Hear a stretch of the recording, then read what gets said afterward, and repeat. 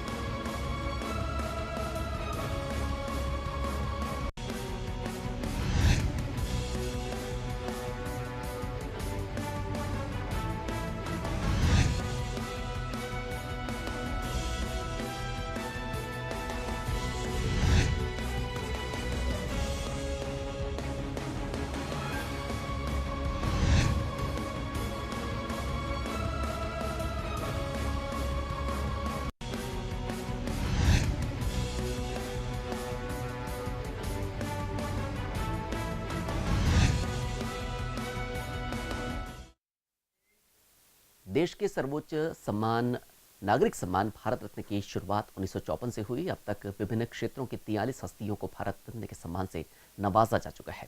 पहला भारत रत्न का सम्मान देश के दूसरे राष्ट्रपति डॉक्टर सर्वपल्ली राधाकृष्णन को 1954 में दिया गया था। साल 2013 में CNR राव और सचिन तेंदुलकर को भारत रत्न से सम्मानित किया गया। वहीं साल 2014 में मदन मोहन मालवीय 44वें और अटल बिहारी वाजपेयी 45वें व्यक्ति होंगे जिन्हें भारत रत्न से सम्मानित किया जा रहा है।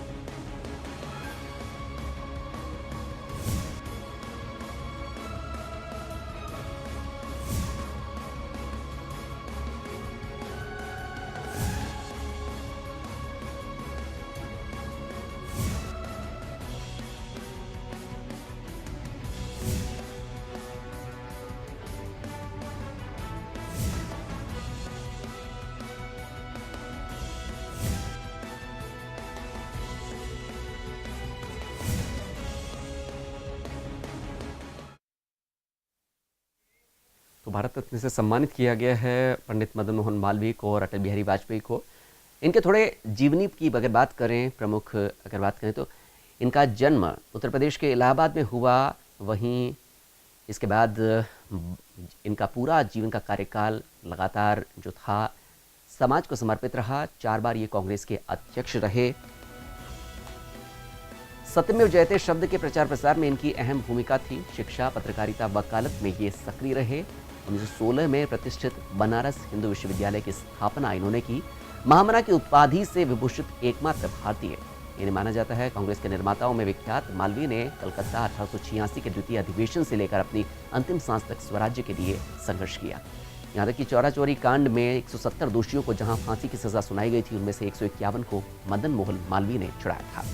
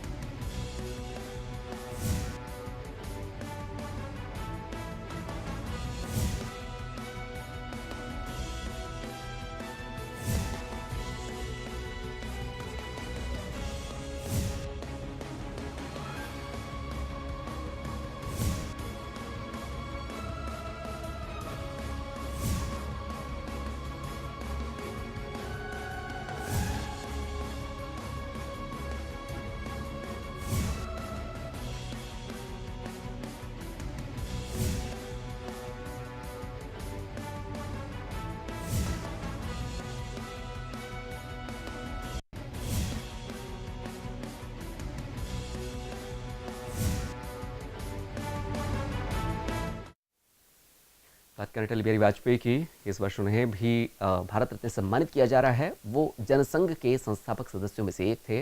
राजनीतिज्ञ, कवि, पत्रकार, इन तीनों की उन्होंने अहम भूमिका निभाई है। 25 दिसंबर 1924 को मध्य प्रदेश के ग्वालियर में इनका जन्म हुआ था। अगस्त 1942 में भारत छोड़ो आंदोलन में 23 दिन ये जेल में रहे थे। 1955 में पहली बार इन्होंने लोकसभा चुनाव लड़ा, लेकिन हार गए थे। इसके बाद 1957 से 1977 तक जनता पार्टी की स्थापना तक ये जनसंघ के संसदीय दल के नेता थे।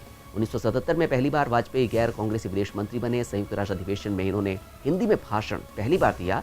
जवाहरलाल नेहरू और इंदिरा गांधी के बाद सबसे लंबे समय तक गैर कांग्रेसी प्रधानमंत्री यही माने जाते हैं। प्रधानमंत्रित्व काल में ही भारत ने परमाणु परीक्षण किया। 1992 में इन्हें पद्म विभूषण, 1994 में लोकमान्य तिलक पुरस्कार, 1994 में श्रेष्ठ सांसद पुरस्कार और गोविंद वल्लभ पंत पुरस्कार से भी इन्हें सम्मानित किया गया था।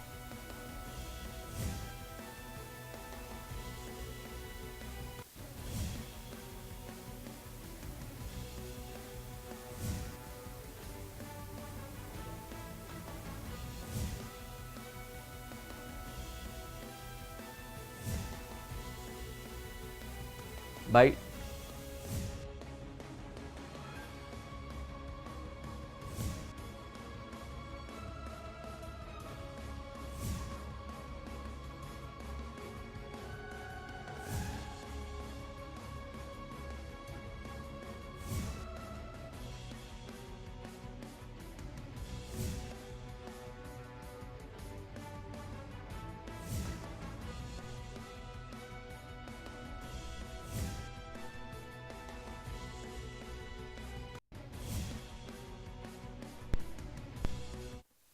तो भारत रत्न पुरस्कारों की घोषणा के बाद लोगों ने खुशी जाहिर की है। प्रधानमंत्री नरेंद्र मोदी ने भी ट्वीट करके इसके बारे में कहा। राष्ट्रपति ने भी खुशी जाहिर की। वहीं केंद्र सरकार के मंत्रियों की तरफ से भी इसको लेकर के खुशी जाहिर की गई।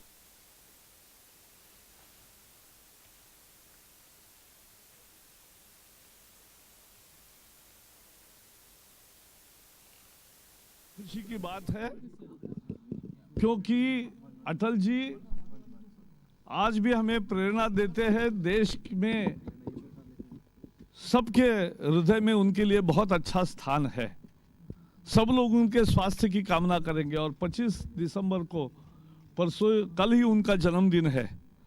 ऐसे मौके पर उनको भारत रत्न की घोषणा ये बहुत ही एक बेमिसाल और बहुत ही महत्वपूर्ण फैसला है।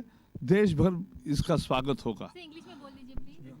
और मदन मोहन मालवीय जी जिन्होंने शिक्षा के लिए देश में एक ऐतिहासिक काम किया, उनको भी यहाँ सम्मानित किया जा रहा है मरणोत्तर।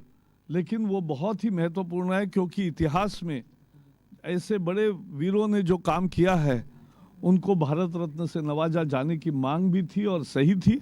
और इसलिए मोदी जी ने और सीधे रुक करेंगे जयपुर स्टूडियो की तरफ, जहां न्यूज़ कोऑर्डिनेटर योगेंद्र शर्मा है। साथ ही कुछ उनके मेहमान भी हैं जिनसे इस बारे में चर्चा करेंगे। चलते हैं योगेंद्र के पास। जी शुक्रिया दीपक। तो हमारे साथ भारत रत्न दो विभूतियों को दिया जा रहा है। पूर्व प्रधानमंत्री अटल बिहारी वाजपेयी और बीएचयू के संस्थापक मदन मोहन मालवीय साहब को यह सम्मान से नवाजा जा रहा है। पहला मौका नहीं है जब 2 या 3 लोगों को एक साथ दिया जा रहा हो। इससे पहले भी कई अवसरों पर इस तरह की स्थितियां बनी हैं। इससे पहले भी इसी साल फरवरी में भी एक साथ 2 लोगों को दिया गया। सचिन तेंदुलकर और एक वैज्ञानिक मिस्टर राव, उनको भी इससे नवाजा गया था और एक बार फिर 2 लोगों को दिया जा रहा है। ये बड़ा ही यूं कहें कि भारत रत्न के रूप में मालवीय साहब के लिए सौभाग्य, लेकिन ये बड़ा दुर्भाग्य कि वो इस दुनिया में नहीं है। और आजादी से ठीक 1 साल पहले वो दिवंगत हुए हैं और बड़ा योगदान आजादी की लड़ाई में उनका रहा। आजादी से पहले शिक्षा के क्षेत्र में। तो इसी मुद्दे को लेकर के हम चर्चा करेंगे कि भारत रत्न और इससे जुड़ी सियासत और इसको मिलने वाले लोगों का, और वाकई भारत रत्न के कोई मिलने वाले लोगों के कोई मायने रखे जाएं या फिर सरकार की इच्छा पर ये सब कुछ निर्भर हो। तमाम पहलुओं को लेकर के चर्चा करेंगे। हमारे साथ जाने माने साहित्यकार नंद भारद्वाज साहब साथ में हैं और कांग्रेस के नेता सुनील शर्मा साहब हमारे साथ में हैं और भाजपा से अभी रामकिशोर मीणा साहब हमारे साथ जुड़ेंगे। आप सभी का बहुत बहुत स्वागत है जी। मैं भारद्वाज साहब आपसे जानना चाहूंगा कि सम्मान भारत में सबसे बड़ा एक जो सर्वोच्च सम्मान है भारत रत्न है जी। भारत रत्न जब 1954 में पहली बार जब शुरू किया गया था और सर्वपल्ली डॉक्टर राधाकृष्णन जी जब उन्हें पहली बार नवाजा गया था तो बिल्कुल इस सम्मान को लेकर के माना जा रहा था कि ये जिस विभूति को दिया जाए वाकई एक मैसेज जाए कि दिया जा रहा है। लेकिन आजकल कुछ समय से ये देखा जा रहा है कि राजनीतिक इच्छा शक्ति पर निर्भर होने लग गया है ये सम्मान भी। जी। इसकी हाँ। जो वजह है वो तो थोड़ी आपने जैसी वक्तव्य में बताई कि राजनीतिक इच्छा शक्ति के कारण इस सम्मान का थोड़ा दूसरी तरह से महत्व बना भी है और कुछ घटा भी है। लेकिन नागरिक सम्मान अपने आप में बहुत महत्वपूर्ण है और देश की जनता अपने तमाम उन नायकों को और उन तमाम उन सार्वजनिक क्षेत्र में काम करने वाले लोगों को बहुत सम्मान की दृष्टि से देखती है। कुछ सम्मान ऐसे होते हैं जो व्यक्ति का सम्मान बढ़ाते हैं, लेकिन कुछ व्यक्ति ऐसे होते हैं जो सम्मान का भी सम्मान बढ़ाते हैं।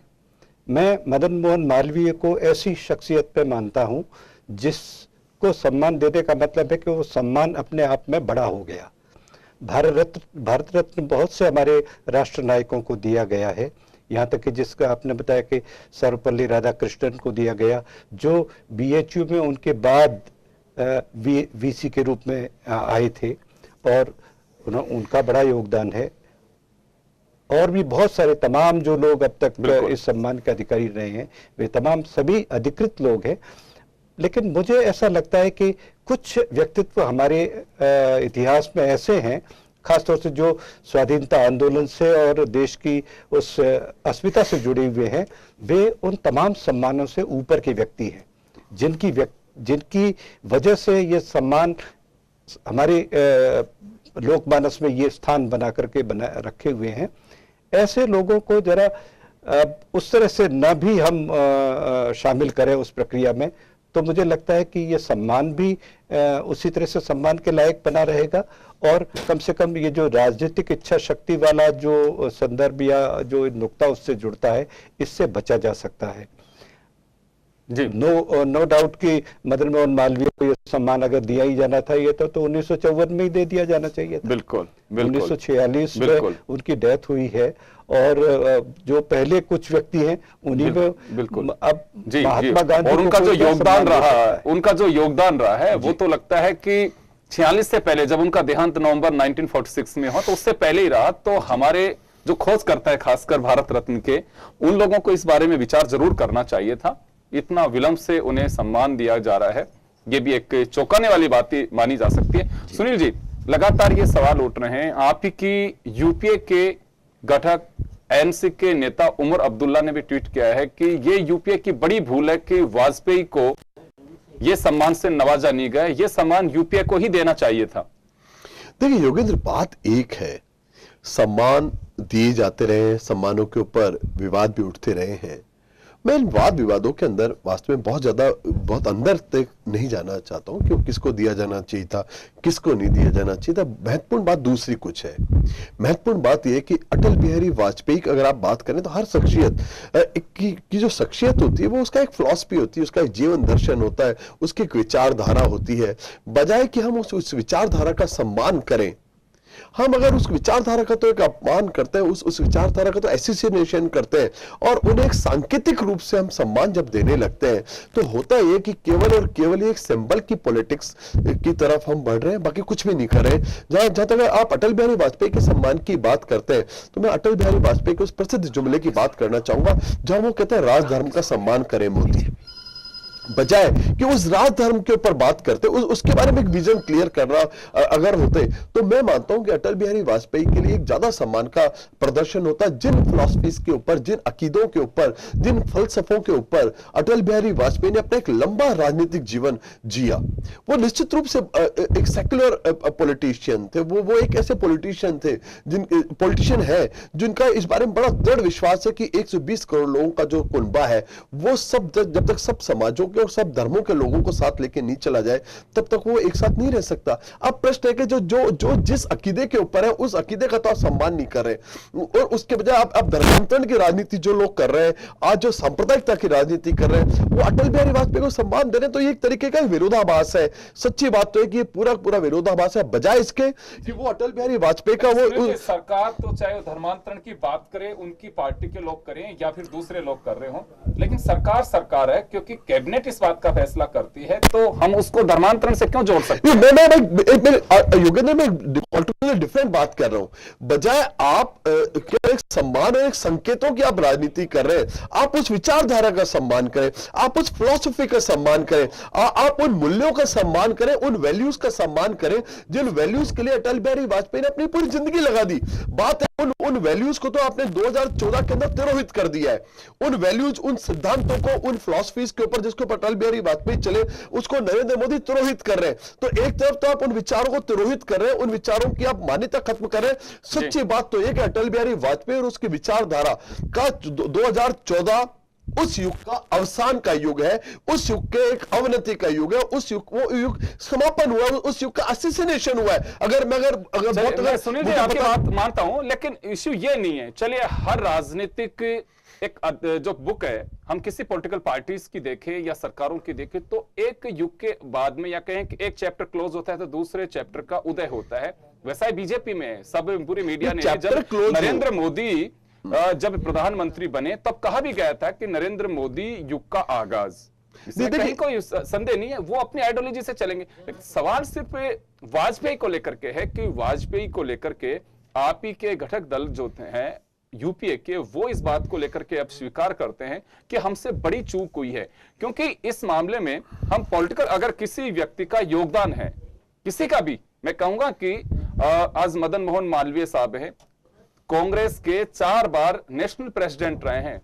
अगर इस बात को बीजेपी सरकार यह सोच करके लेके आती है कि वो कांग्रेस के पूर्व अध्यक्ष रहे हैं, तो मुझे लगता है कि यह न्याय नहीं होता। कहने का मतलब यह है कि अगर किसी भी व्यक्ति का, किसी भी समाज सेवक का अगर देश के में कहीं योगदान है और जो योग्य है भारत रत्न के, तो इतना विलंब, या फिर जैसे कि अभी नंद भारद्वाज साहब ने भी सवाल उठाया सबसे पहला कि मदन मोहन मालवीय साहब के साथ में आज भारत रत्न दिया जा रहा है, तो ये रत्न के साथ अन्याय है। नहीं योगेंद्र, मैं तो इस बात से बिल्कुल सहमत हूं। देखिए, पहले बात तो इन भारत रत्न जैसे जो पुरस्कार है, उनको एक राजनीतिक, एक छोटी राजनीति में जो धकेल दिया गया है, वो निश्चित रूप से दुर्भाग्यपूर्ण है। अब प्रश्न है कि मदन मोहन मालवीय की बात ही करें तो इस पर कोई संदेह नहीं कि महामना एक प्रातः स्मरणीय शख्सियत है, एक ऐसी शख्सियत है कि जिनके बारे में बात करना भी मुझे नहीं लगता है, मैं उसकी पात्रता भी रखता हूं कि मैं मदन मोहन मालवीय के चरित्र के बारे में कुछ बात भी करूं। वो इतना बड़ा शख्सियत है, वो इतना बड़ा सूर्य है कि उस सूर्य को कुछ भी बात करना, एक दीपक दिखाना होगा। मेरा प्रश्न एक है कि क्या मदन मोहन मालवीय जैसे शख्सियत को, सच्ची बात तो यह है कि ये वो लोग हैं, मदन मोहन मालवीय की बात करें या गोपाल कृष्ण गोखले की बात करें या बाल गंगाधर तिलक की बात करें या भगत सिंह की बात करें या चंद्रशेखर आजाद की बात करें या रविन्द्रनाथ ठाकुर की बात करें, ये वो लोग हैं जो किसी पुरस्कार से बहुत ऊपर है। भारत रत्न इनके लिए बहुत ज्यादा छोटा है। मैं आपको सही बता रहा हूं कि ये केवल और केवल बनारस के वोटों को लेकर अगर आप ये काम करें, आप मदन मोहन मालवीय जैसी इतनी महान शख्सियत, जिनके लिए मैंने एक शब्द बोला केवल कि वो प्रातः स्मरणीय है, वो शख्सियत है जिन्होंने इस देश का निर्माण किया है। अगर आज सहमत तो आप उनके सम्मान में विचार प्रकट कर रहे हैं। प्रश्न एक है, इसमें कोई संदेह नहीं है कि मालवीय साहब वैसी स्थिति रखते हैं, लेकिन सवाल यह कि फिर भी आप इस बात कर रहे हैं, मुझे लगता है कि हर कांग्रेस के जहन में यह बात होगी, लेकिन फिर भी इतने लंबे साल तक कांग्रेस की गवर्नमेंट रही और उनका सम्मान नहीं मिले। ये राजीव गांधी जी को इससे नवाजा जा रहा है, इंदिरा गांधी जी को नवाजा जा रहा है, पंडित नेहरू को नवाजा जा रहा है, शास्त्री जी को नवाजा जा रहा है। निवेदन सुनिए ना मेरा।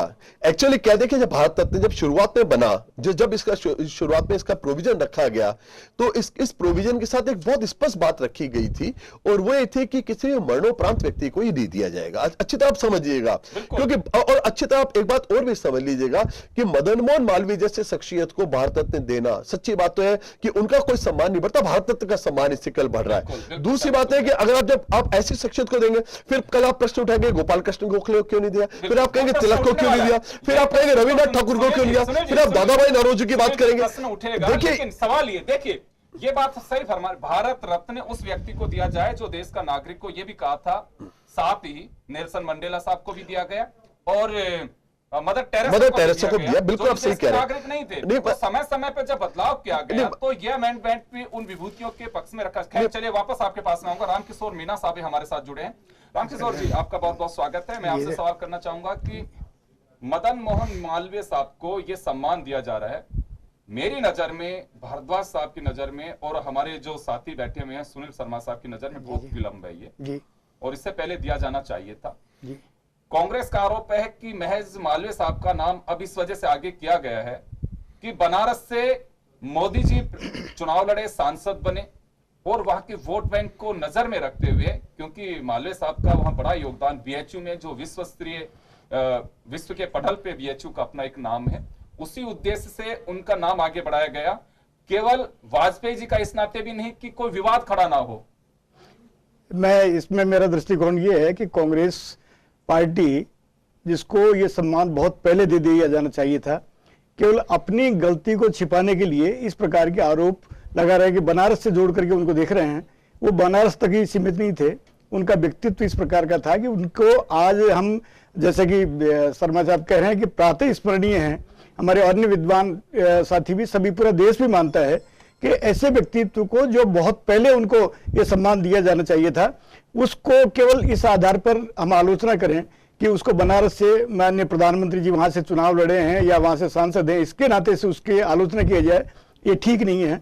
ये पूरे देश का सम्मान है, प्रत्येक नागरिक का सम्मान है, और जिसने देश की अस्मिता, अखंडता और एकता के लिए अपना संपूर्ण जीवन, और विशेष तौर से शिक्षा के क्षेत्र में जिनका योगदान एक बहुत ही प्रातः स्मरणीय इस प्रकार का योगदान रहा है, जो सबको हमको प्रेरणा देता है, उनको योगदान बहुत पहले। साहब, लेकिन आपकी भी गवर्नमेंट रही है सेंट्रल में, आप लोगों से भी एक बड़ी भूल रही है ये, या जब बनारस में मोदी जी गए हैं तभी मालवीय साहब की याद आई? नहीं, ऐसा कुछ नहीं है। ये पहले भी मतलब आया है, लेकिन इसको क्योंकि जैसे समय समय पर एक से एक विद्वानों की उस समय जो समीक्षा होती है, उसमें भी ये पहले भी मतलब लिस्ट में था, लेकिन उसके बाद में ये इसका क्योंकि एक को या दो को मिलता है, लंबे उसमें संख्या उसमें नहीं होती, लेकिन जो भी सम्मान मिला है वो आज भी उसी तरह से सम्मानीय है। चलिए, माना जा सकता है कि आप लोग स्वीकार करें ना करें, लेकिन साफ दिखाई देता है कि अब सम्मान जो भारत रत्न हो या चाहे दूसरे पुरस्कार हो, साफ है कि राजनीतिक छाया उन पे दिखाई देने लगी है। नहीं, ऐसा कुछ नहीं है। राजनीतिक छाया का यदि होता तो इस प्रकार से, जिस प्रकार से पहले जैसे कांग्रेस ने जिस प्रकार से किया, उनको यदि हम तुलना करें जी, उनके समय में जो भारत रत्न दिए गए, तो उनका योगदान देश के प्रति क्या रहा है, उसकी तुलना यदि हम करते हैं तो उसके हिसाब से ये जो आरोप लगाए जाते हैं वो बेबुनियाद हैं, उसमें ज्यादा दम नहीं होती है। राजनीति निश्चित तौर से होती है, लेकिन राजनीति का ये मतलब नहीं है कि विद्वान की उपेक्षा हम करें। चलिए वापस आपके पास आऊंगा, नंद भारद्वाज साहब के पास एक बार वापस में। भारद्वाज साहब, मैं आपसे जानना चाहूंगा, जैसे मेरा सवाल अभी भी रहा है इनसे कि राजनीतिक छाया इन पे साफ दिखाई देती है। मालवीय साहब, क्योंकि ये बात सही है कि आपको काफी अच्छा इस बात का अनुभव है कि 1954 में जब ये पहली बार शुरू किया गया था, सुनील जी ने कहा कि मरणोपरांत नहीं दिया जाएगा, देश के नागरिक को ये भी उसमें शामिल किया गया था। जब मदर टेरेसा जी को दिया जाता है या फिर नेल्सन मंडेला को दिया जाता है, उनका सम्मान इस योग्य है, वास्तव में दिया जाना चाहिए उनको, क्योंकि वो गांधीवादी विचारों को मंडेला ने वहां पे अपनाया, और जो गांधी जी ने अहिंसा का रास्ता अपना करके देश की आजादी में बड़ा योगदान दिया, इसी तरह से नेल्सन मंडेला ने गांधी जी को फॉलो किया, हमारे विचारों को अडॉप्ट किया उन्होंने। मदर टेरेसा है, उन्होंने असहाय, गरीब, निर्धनों को, इनके लिए जो बीमार लोग थे उनके लिए बड़ी भूमिका भारत में अदा की उन्होंने। कलकत्ता से उन्होंने जब अपना जीवन यहाँ पे सेवा में शुभारंभ किया उन्होंने।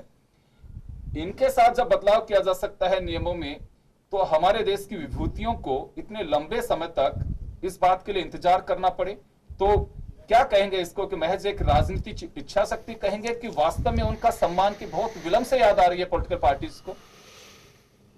मेरा एक ख्याल तो यह है कि ये बहुत सही समय है कि अब ये जो बड़े नागरिक सम्मान हैं, जी बिल्कुल, इनके बारे में क्राइटेरिया फिक्स हो जाने चाहिए और इसको किस तरह से दिया जाना चाहिए, कौन इसके लिए योग्य माने जाने चाहिए, कोई समय सीमा भी उसमें तय की जानी चाहिए।